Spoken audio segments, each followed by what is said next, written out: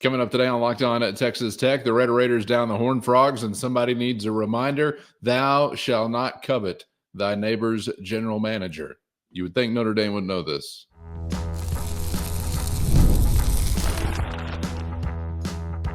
You are Locked On Texas Tech, your daily podcast on the Texas Tech Red Raiders. Part of the Locked On Podcast Network, your team every day. Great to be with you again on Locked On Texas Tech on the Locked On Podcast Network, your team every day, always free and available on YouTube or anywhere you get podcasts. And thanks as always for making us your first listen. Today's episode brought to you by Game Time. Download the Game Time app, create an account, and use our code LOCKEDONCollege for $20 off your first purchase. With the only Chris Level, I'm Casey Cowan. Chris, great to be back with you and great to be together again in the shadow of another win. Of course, we've got Red Raider hoops to discuss. We'll talk about how it went down between Tech and the Horned Frogs. We'll talk about another big game for JT Toppin. And of course, we'll talk about a big piece missing for the Red Raiders in Darion Williams and how they were able to deal with that. And of course, we also have to get to some news that has been developing, depending upon when you're listening to this, maybe over the last 24, 48 hours or so, as it relates to reports that your goods are being pursued. Your goods are being coveted by others. Notre Dame reportedly eyeing Texas Tech general manager James Blanchard as a number one target after their general manager was poached by USC just a couple of days ago. Two programs who have both previously made runs at James Blanchard. If I said this kind of sentence to a time traveler from the past, they'd have no freaking clue what I'm talking about. General managers? We'll fill in some of the gaps coming up in just a moment, but let's start on the hardwood, Chris. We're obviously really glad to get a win, but man, going into it, you knew you had an extra layer as far as the challenge goes with no Darion Williams on the floor. He was in a boot, and that takes us now back to boot watch 2025. Yeah, I go back to our conversation, coming into this TCU game. What button do you push? Do you try to gut this one out and then maybe rest him on Saturday?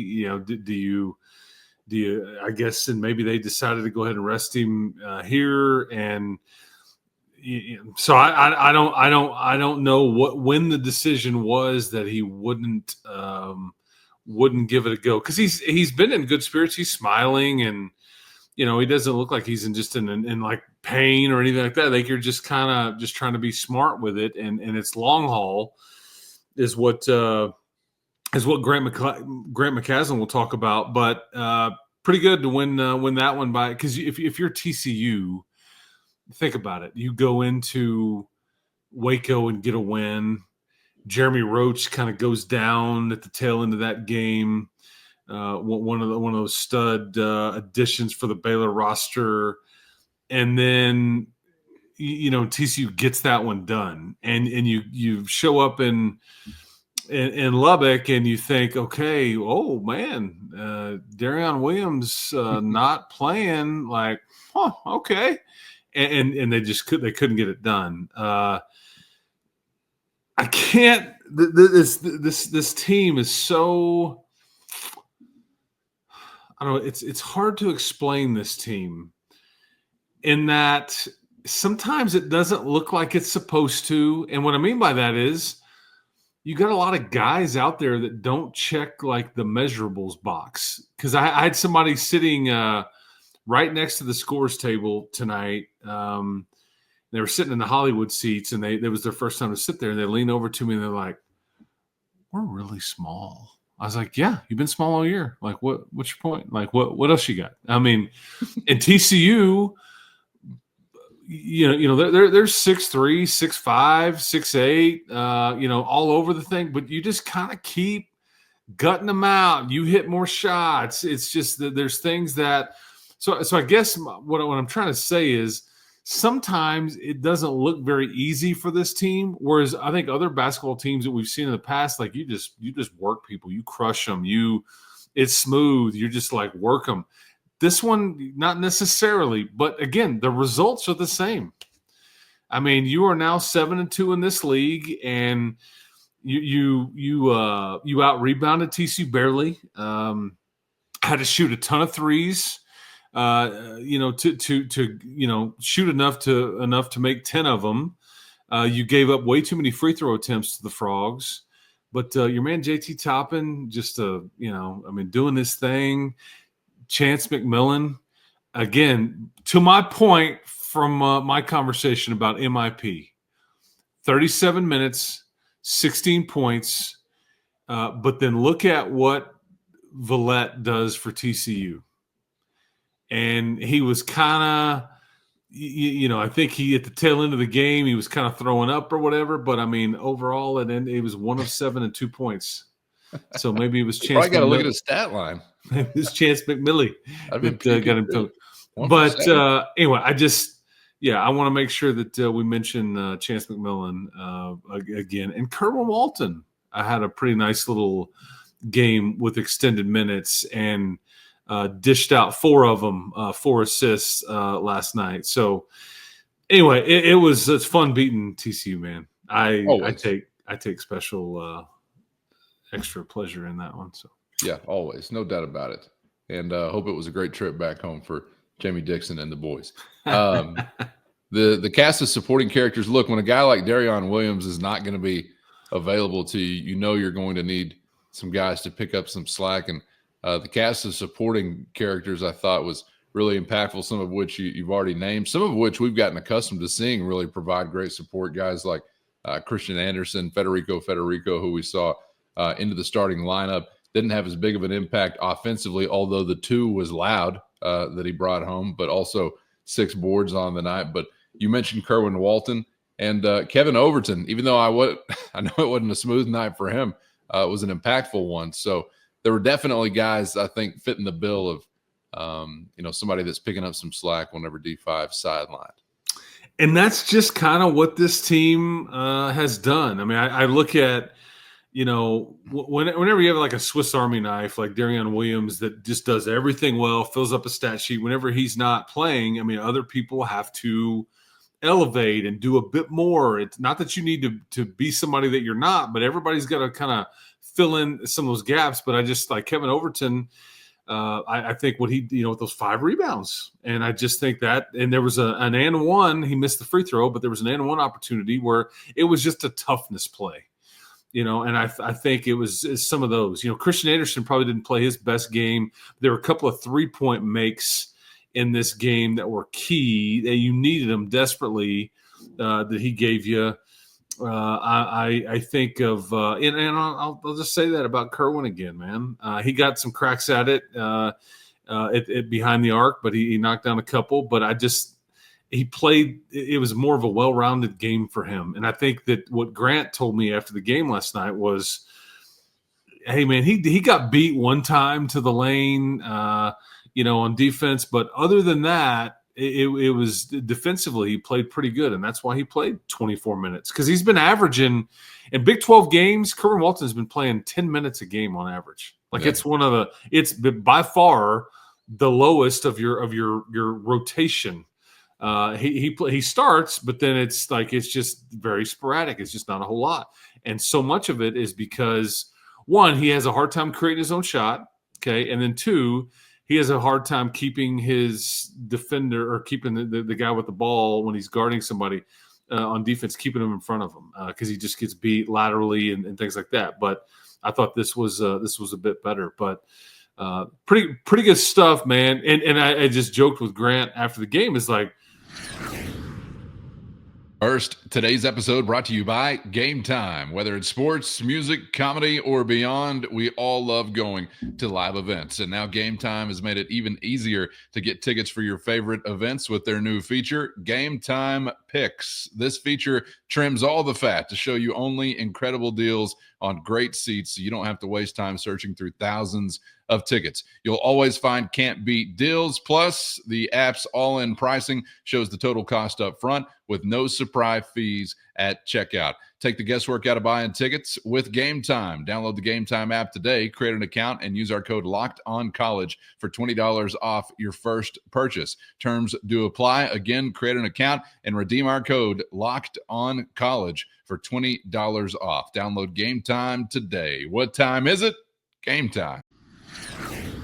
And I just joked with Grant after the game, is like, you're just kind of used to, it's always something, whether it's, we got, it's always, even when you've had your full complement of players, somebody's just coming back from injury, or they're not 100%, or I remember in one of those games where maybe when you went to Utah, it's like one of your key guys picks up 2 personal fouls. And so, like, okay, you're going to play a lot of this game without him because it's just altered maybe that was JT Toppin, I think, in that game in Utah.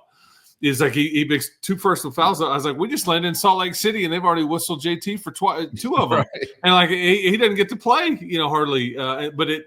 So it's always something, but you keep kind of figuring it out and grinding out, even though you're not the little engine that could, but you are size-wise. It's just smaller, but you're very skilled. And I got to tell you, I think Grant, I say toughness and grit because you just kind of keep figuring it out.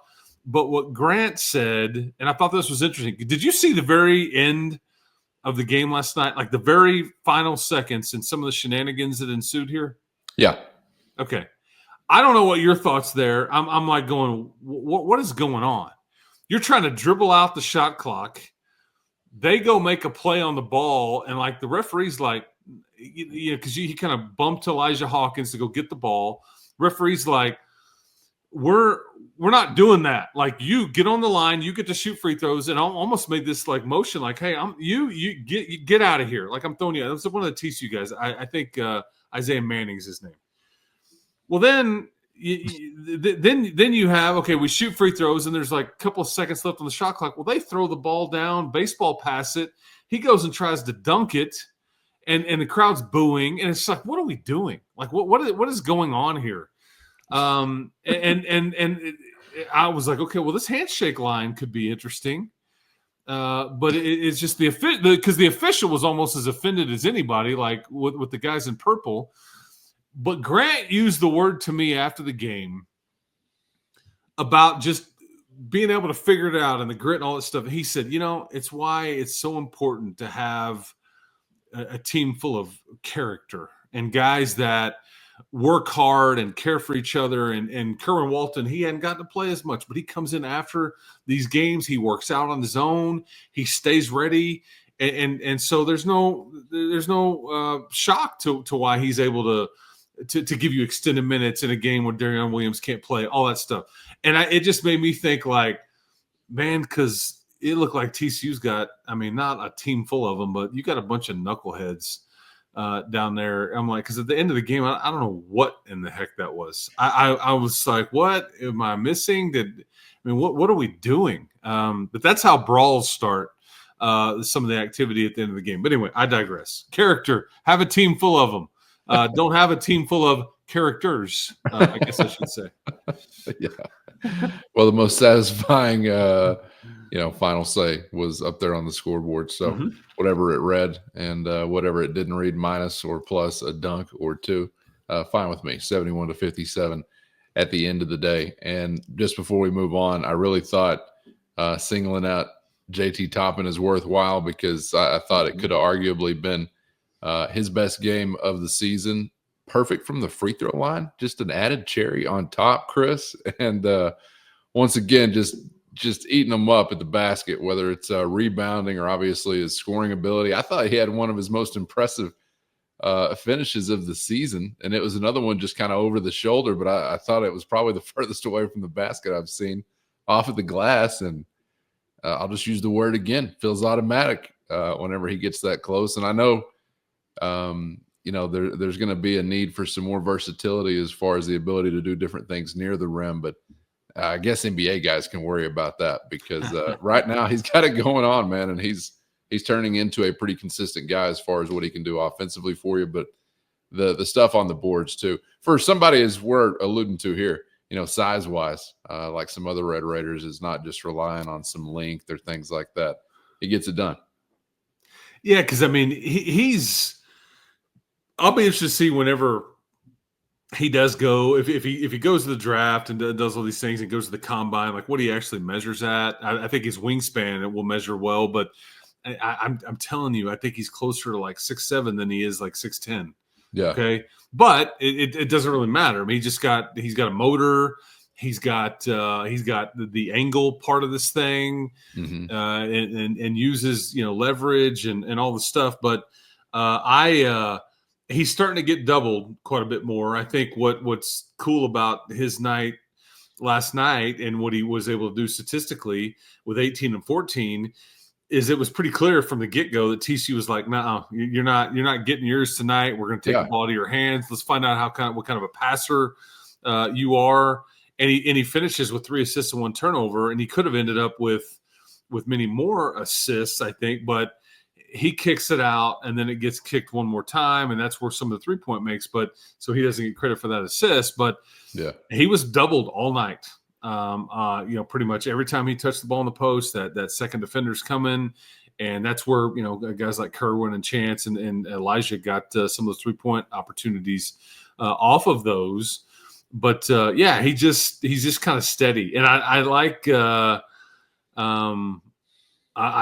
like his. I'm trying to think of his panache. The panache. I think that's the word we were all thinking of.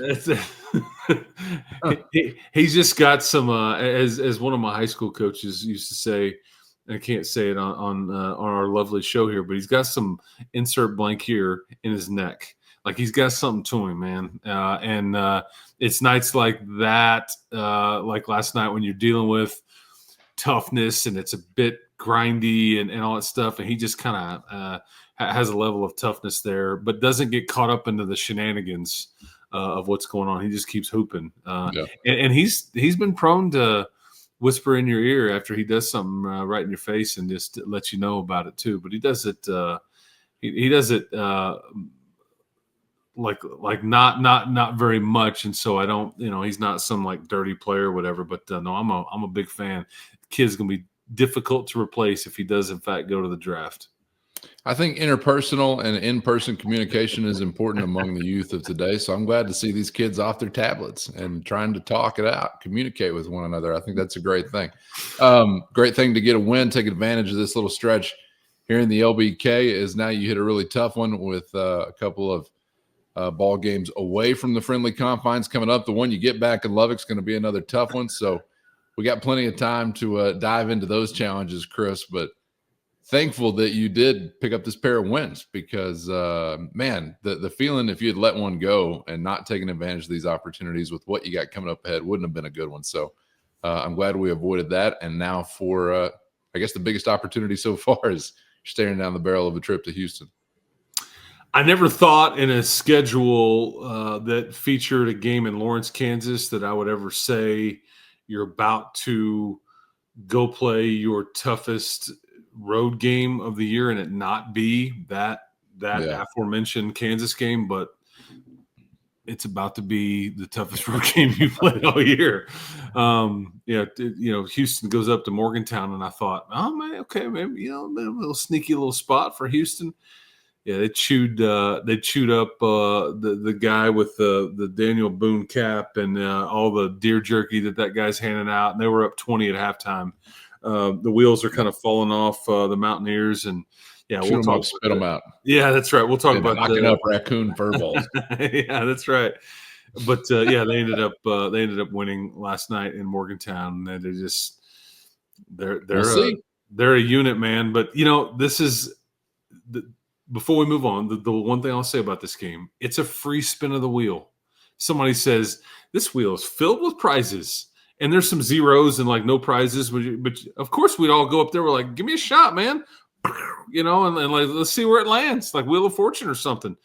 This is a free spin. You will be an underdog, and we'll just you're right. We'll see what happens. There was a bankruptcy sliver of the wheel on Wheel of Fortune, right? Yeah, with the black. I'm trying to think of that wheel that only had fun stuff, because even the Price is Right had that zero, I think. So there's always a little risk when you're spinning that wheel, but it's like the roulette wheel. It's like the green number. It's like that's what evens out the odds, like the zero and the double zero. And there's all the red and black ones, but we got nothing to lose. We're gonna spin it anyway. The little green ones is what throws everything off. Looking forward to that, and we'll circle back to it. Of course, to set the table before tip off for that one. on an upcoming episode. Before we leave this episode behind, Chris, we've got to switch gears and check in on the Red Raider football program, as significant news being reported on involving a member of that program, at least at the hour still that we were having this conversation, that being the general manager. News being reported on involving a member of that program, at least at the hour still that we were having this conversation, that being the general manager, which is now a role that college football programs have, by the way, if you're just kind of catching up.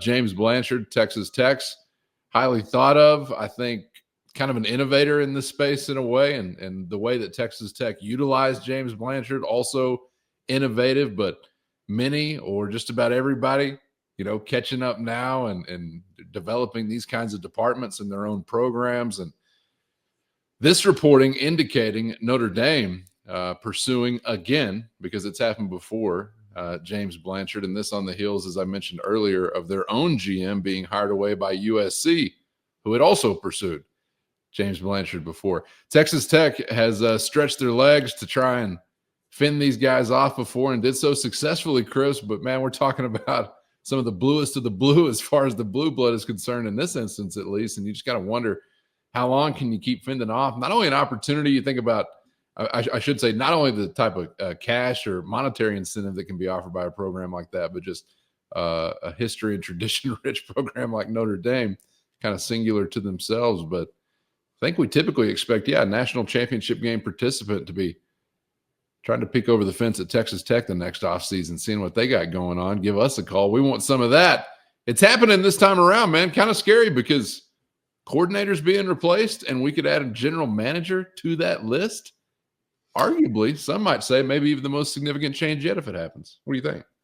Yeah, this is it's just gonna, as you're gonna see, it's gonna start to cost a lot of money to play in the sandbox of competitive football at the Power 4 level. The prices are going up across the board with salaries and the revenue sharing and all the stuff. And so this is going to end. You're right. This has been a three-way dance with like USC, Notre Dame, and James Blanchard and Texas Tech there for a period of time. He's turned down USC twice. He's turned down Notre Dame once, and may get a chance to turn them down twice. In fact, I mean, he's got that chance now. This will end one of two ways for Coach Blanchard, however you want to phrase it. He will either be the new GM at Notre Dame, or he's going to be here at Texas Tech under a new contract. And I think that people see this portal class, and while they haven't done anything yet, I think people around the sport have a healthy respect for. It's not just like an eye for talent. It's not any one thing, but it's like the system that Blanche and Joey and they've all kind of put together. And there's a personnel department here that operates under criteria, and it took a while to put all this together, and you've got to have somebody that executes it. And so much of what your portal class is about, it relies on some of that, and this just recruiting, and not just portal guys, but recruiting too, and high school guys. There's certain things they build into how they land talent that tries to mitigate risk, like tries to increase their chances of hits on these players. And, because, all the saying goes, you bring in a recruiting class and half of them, 3 or 4 years from now, they're gone and whatever. And you're trying to minimize the risk by building a formula and some analytics and all the stuff. And I think Blanche deserves a lot of credit because he was kind of ahead of his time. I mean, Joey brought him from Baylor, and they were on that plane for that press conference, and there was nobody else from Baylor. It was just Blanche. But that gives you an idea how long they've worked together and kind of bonded and all the stuff. So I don't know how this will end up. I don't know if this will end quickly or this will drag a bit. But the dollar figures I think Blanche makes about $800 a year on a 2-year deal. One of those years is now up, so he's got 1 year left. And I think that USC just hired Notre Dame's guy for, I want to say it was in the $1.2 million range. So if you want to keep him, it's probably going to take more years on a contract, guarantees, and you're going to have to get into the coordinator type salaries. That's just the reality of it. And at some point, does somebody throw up the X and go, hold on, whoa, we're paying Tim DeRuyter to go away. We're paying Shield, Coach Wood to come in here, and he's making a lot more than Tim DeRuyter was. And we got a new offensive coordinator that we're paying $300,000 or $400,000 more to than what we were paying Zach Kitley and Mac Leftwich. And so it just, you see what I'm saying? Like there's just a bit more.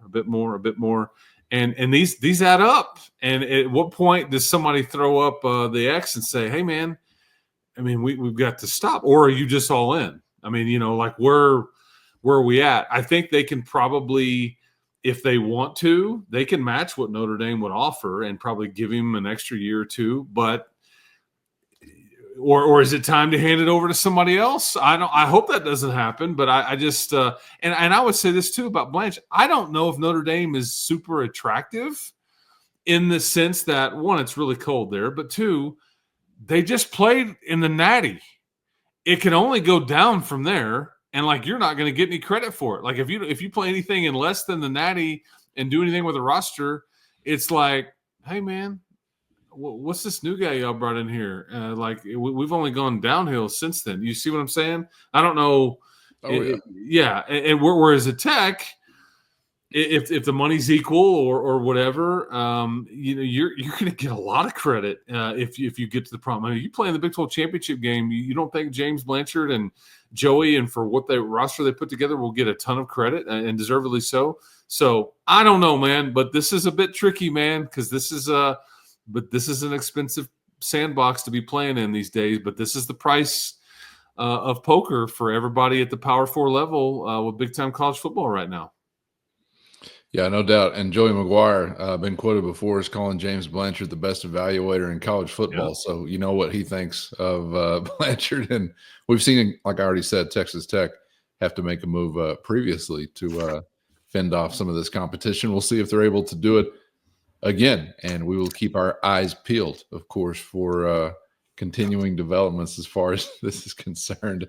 And it is always something, which is why you want to be subscribed on YouTube or anywhere you get podcasts. Yeah. So you never miss that something, because you never know when that something is going to be bubbling up. Chris, appreciate your time as always and the insights as well, man. Enjoyed it. And we'll see you for the next one. Yeah, sounds good. And if anything happens here, we will try to bring that to you. But I know for a fact James Blanchard loves Lubbock, Texas. And I think especially loves working for and with and next to Joey McGuire. This is a key cog here in your machine, and you're right. The Golden Domers, come calling, and USC is already coming. I mean, so these are, you're right. These are heavy steps, Patsy, as Billy the Kid used to say way back in the day. So we shall see. But we're on Blanche Watch. It was Micah we got a couple watches going on. It was Micah Hudson. Now it's Blanche, and I guess we can watch. We got Blanche Watch going on right now. And D5 Watch. Yeah, we're watching. Yeah, so a whole lot to keep an eye on. You don't have to worry about it. We're doing that for you, but you got to make sure, again, you're subscribed on YouTube or anywhere you get podcasts, so you can take advantage of us doing that for you. And you miss nothing. Shout out to the everydayers, missing nothing, because you're here every day. We appreciate you, and we appreciate the Matador Mob, of course. Been chopping it up with them regarding this for, I don't know, hours, days, years. When were we first talking? It's just the hive gets to swarming whenever things are in the air, and it seems like things are always in the air as it relates to the Red Raiders. So stay vigilant, stay ready. If you stay ready, you don't have to get ready. You know the drill. Hit the show notes, find the link for a free 14-day trial. If you are interested in becoming a Matador Mob Insider, that's your direct line to Chris and myself with one-on-one text sent straight to your phone. For Chris, I'm Casey. Thanks for the time. And as always, we hope to see you back for the next round on Locked On Texas Tech.